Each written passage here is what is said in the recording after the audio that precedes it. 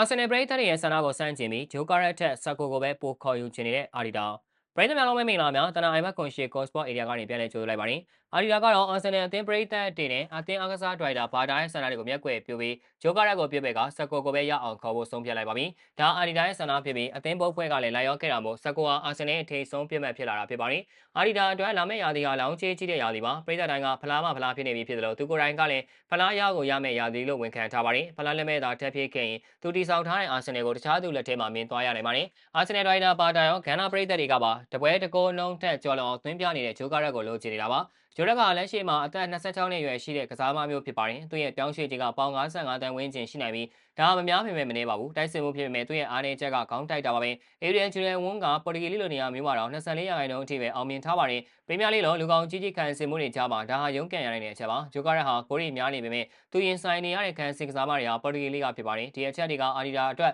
ဂျိုကာရက်ကိုသဘောမကျရတဲ့အချက်တွေဖြစ်နိုင်ပါတယ်။ပရီးမီးယားလိမှာပြန်မဲ့အသင်းတိုင်းက high pressing ကိုကစားတတ်ကြပါတယ်။ဒီလိုအလွန်ကျွံတက်ဖိတဲ့အသင်းတွေကိုတုံ့ပြန်ဖို့ကတိုက်စစ်မှာအရန်မောင်းမြန်မာတွေကစားမတူကိုတည်ပြီးအမြင်မောတွေကန်တင်ပေးရမှာဖြစ်ပါတယ်။အာဒီတာဟာဒီနေရာအတွက်ကာယာဘက်ကိုသုံးလေးရှိပြီးဆက်ကွန်ရဲ့အရက်မြန်မာပြီးခေါင်းတိုက်ပေါ်ထိုးချမှုကကွက်တီဖြစ်စီမှာပါ။ဒါပေမဲ့လည်းအာဆင်နယ်ပရိသတ်တွေလိုချင်တာကငွေရတဲ့တိုက်စစ်မှုကိုအချိန်ပေးတာမျိုးမဟုတ်ဘဲအသင်းလုံးတိုက်စစ်မှုနဲ့စူလာယူတာမျိုးဖြစ်ပါတယ်။ဒါဆိုရင်ဘာလို့ဆက်ကိုထက်ဂျိုကာရက်ကိုပိုခေါ်တင်တာလဲဆိုတာကိုကြည့်လိုက်ရအောင်ပါ။ဂျိုကာရက်ကချန်ပီယံရှစ်မှာရောပေါ်တူဂီလိချန်ပီယံလိတွေမှာပါဂိုးတွေစက်တိုက်သွင်းနိုင်တယ်ဆိုတာသက်သေပြပြီးဖြစ်တယ်လို့သူ့ရဲ့မြင့်တက်လာတဲ့ဂိုးသွင်းနှုန်းကိုအဆက်မပြတ်သက်သေပြနေသူပါပြီးခဲ့တဲ့ရာသီကဂျိုကာရက်က4-33ပွဲကစားပြီး39ဂိုးထိသွင်းယူနိုင်ခဲ့ပေမဲ့တစ်ဖက်မှာ19ကတော့4-33ပွဲမှာ73ဂိုးသာသွင်းယူထားနိုင်ခဲ့ပါတယ်ဂျိုကာရက်ရဲ့တပွဲပြင်းပြဂိုးပေါက်ကန်သွင်းမှုက4.38ကျင်းရှိပြီးဂိုးရနိုင်ခြေက3.9ဂိုးရှိပါတယ်ဒါဟာတပွဲတကောနှုန်းနဲ့အထက်သွင်းနိုင်တယ်ဆိုတဲ့သဘောပါပဲတစ်ဖက်မှာ19ကတော့တပွဲပြင်းပြ2.5ကျင်းပဲကန်နိုင်ပြီး3.38ထိပဲဂိုးရနိုင်ခြေရှိပါတယ်ဂိုးနဲ့တွက်ချက်လိုက်ရင်နှစ်ဦးကြားကွာခြားချက်ကမြင်မာပါတယ်ဒါပေမဲ့လည်းတွင်းကိုကပဲတိုက်စစ်မှုတို့ရဲ့ရေသွေးကိုဆုံးဖြတ်ထားတာတော့မဟုတ်ပါဘူးပြောင်းရွှေ့ခြင်းမှာတော့